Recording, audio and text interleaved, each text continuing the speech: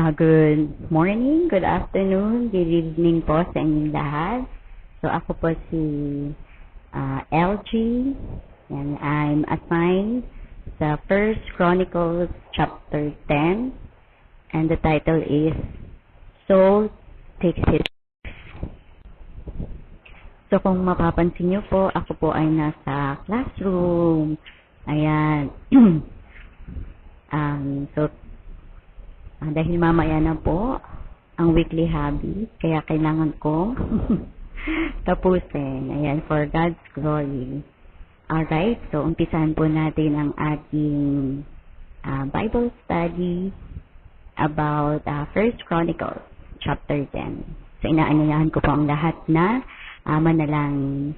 Father God, thank you Jesus, O God, for the opportunity na ibinigay niyo po sa amin, O God, na muli po mapag-aralan, Lord, yung salita nyo. Salamat po, Lord God, na dahil sa pagmamahal nyo po sa amin, gusto nyo pong malaman namin ang inyong salita at ang mga learnings na ibibigay nyo po today. I pray, or tonight, I pray, Lord God, na ma-absorb namin, give us wisdom, give us knowledge, give us enlightenment, anoint us, O God, that we may be able to pursue the path of righteousness in your presence, O God. We cover this with your precious blood in Jesus' name. Amen. So let's start first with run through ng chapter 1 hanggang 9 kasi parang nag-skip agad chapter 10. So, background lang sa bawat chapter. So nakikita nyo dito, ayan, dyan. So sa First Chronicles chapter 1, it contains a genealogy from Adam, the first man, to Abraham, Isaac, and Jacob. Jacob is also Israel.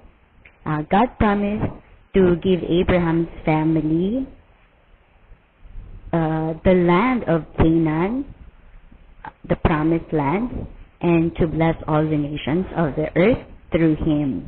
So makikita niyo po dito yung genealogy. Ayan. So next. So dito naman sa chapter 2, the second chapter of First Chronicles contains a genealogy of the family of Jacob, Israel, and his 12 sons. So with the emphasis of Judah, the family tree follows Judah's line until reaching King David. The second half of the chapter is a record of Hezron and Caleb's family.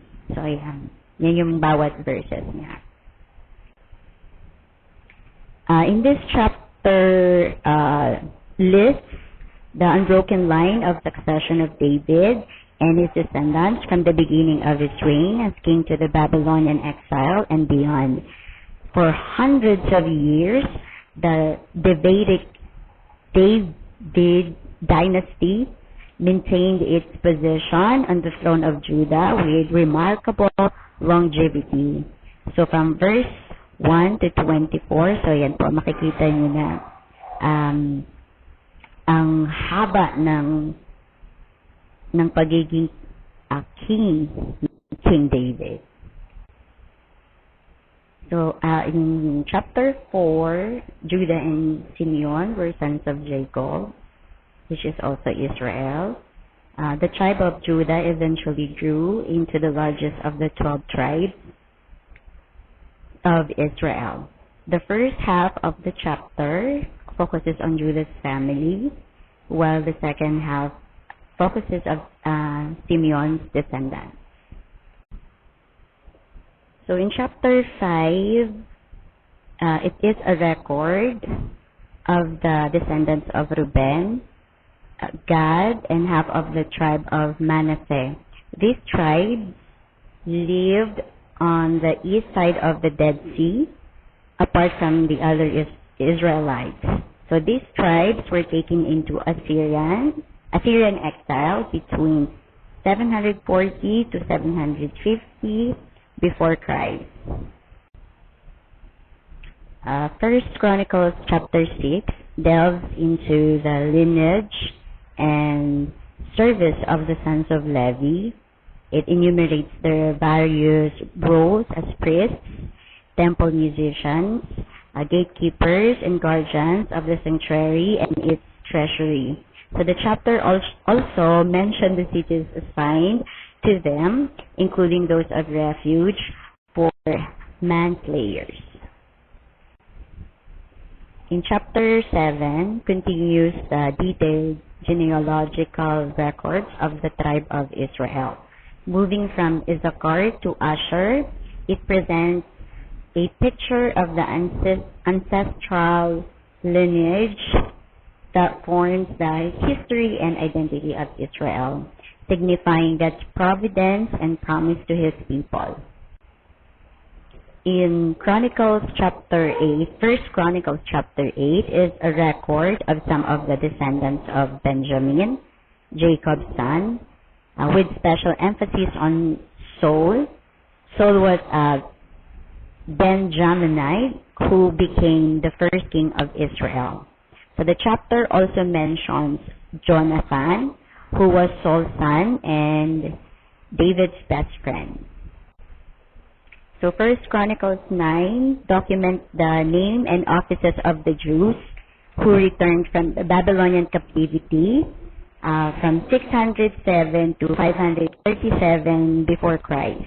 So the priests, Levites, and temple servants were some of the first to return with the goal of rebuilding the temple in Jerusalem.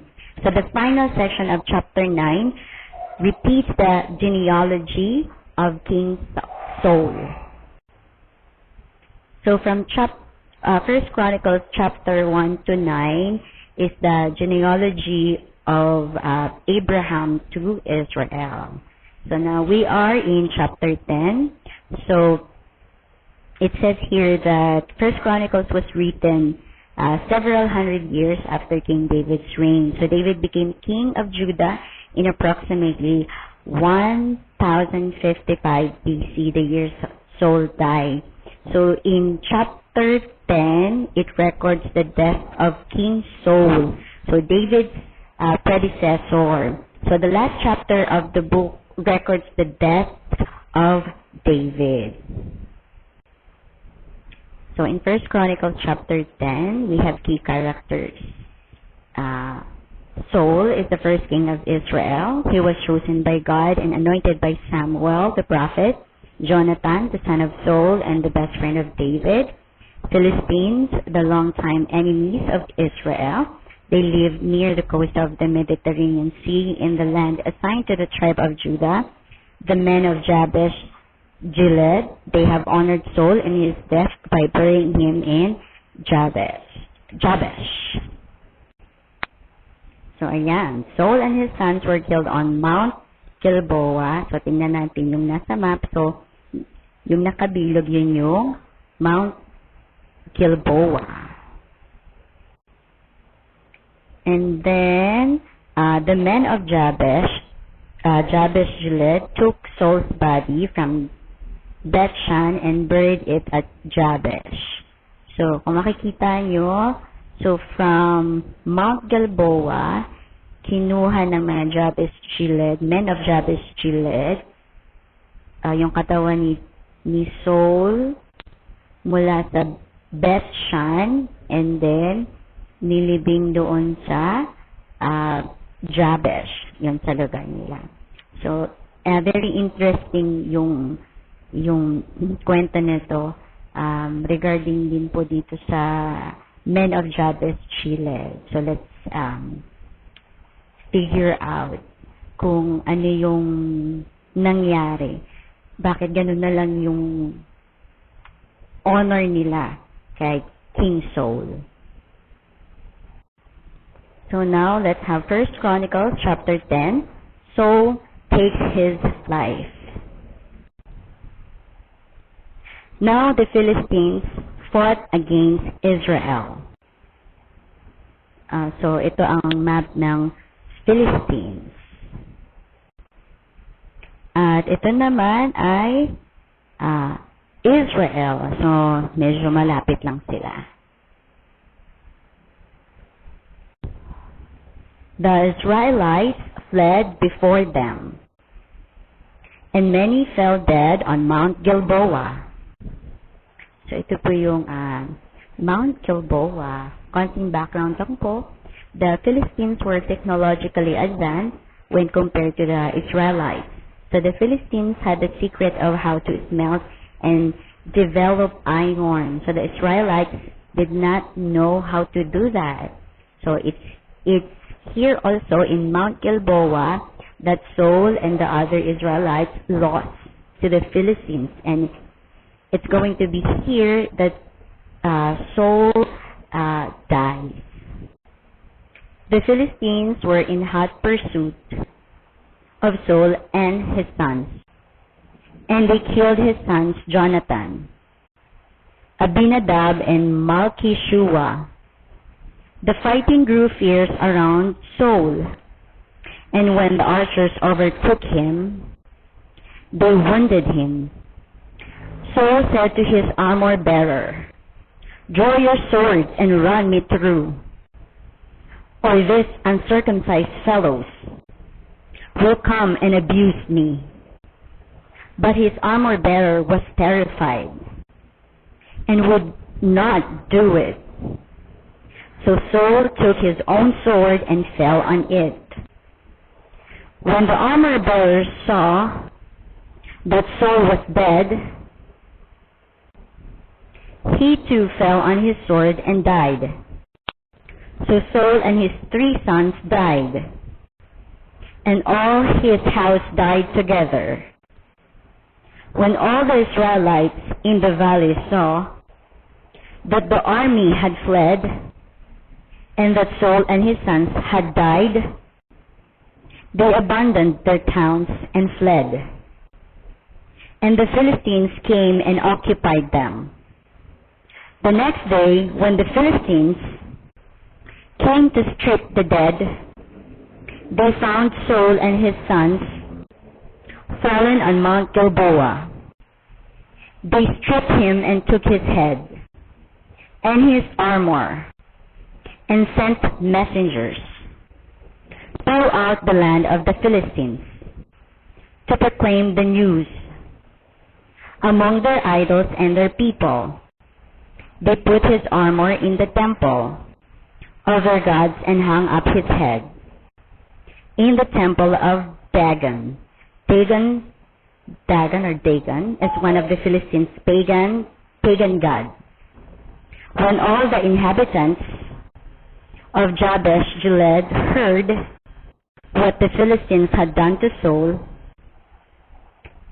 all their valiant men went and took the bodies of Saul and his sons and brought them to Jabesh.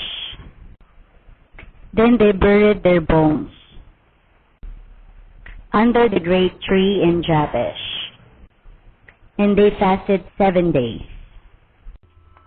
So let's go back to part ng verses 11 to 12, the courage and faithfulness of the men of Jabesh Gilead. So just want to show you also itong illustration, ayan, by Gustav Dorr.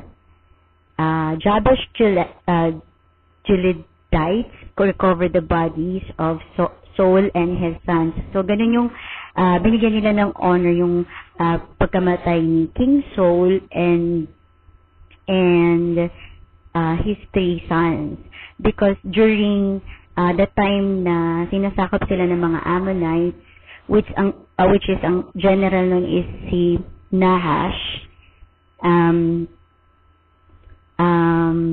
Sabi ni Nahash na para makipag-agree sila, yung peace agreement or treaty, kailangan daw gawin ng mga Jabesh Gilead na ano ba yung exact word is yung it would cost them their right eye. So ayun. So hindi yun nangyari dahil tinulungan sila ni King Saul to fight with the Ammonite. So, ayun. So, ganun yung pasasalamat nila kay King Saul. So, yun yung natatandaan ko na kwento doon sa 1 Samuel chapter 11, which is, ayun, related siya dito sa sa verses 11 to 12. In continuation, so Saul died because he was unfaithful to the Lord. He did not keep the word of the Lord, and even consulted the medium for guidance, and did not inquire of the Lord. So the Lord put him to death, and turned the kingdom over to David, son of Jesse. So to end, I have 5 reflections through questions that you may be able to answer later or whenever you are ready to answer. So number 1, how does 1 Chronicles 10 illustrate the consequences of disobedience to God's command? Number 2, how does the story of the men of Jabesh Gilead inspire loyalty and respect?